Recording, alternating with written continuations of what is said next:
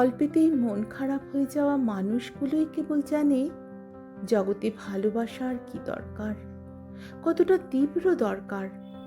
জীবনের দহন পথ জুড়ে একা একা ছায়াহীন হেঁটে যাওয়া ক্লান্ত কোনো পথিকই কেবল জানে মমতা আর ভালোবাসার বিস্তৃত কোনো বৃক্ষের ছায়া জীবনে কত প্রয়োজন, কত।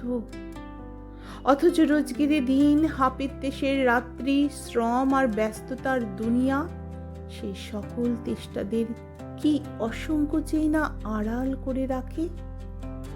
বুকের ভেতরের জল জমে গিয়ে কঠিন বরফ হতে থাকে, ক্রমশ পাথর হয়ে যায়, শক্ত কঠিন পাথর।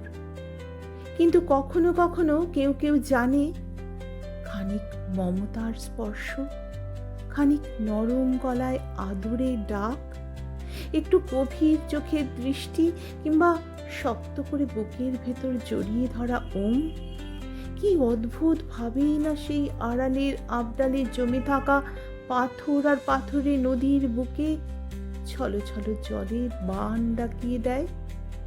কি অদ্ভুত! কেবল জলই জানে ভালোবাসা কত তীব্র, মমতা কত প্রগাঢ়।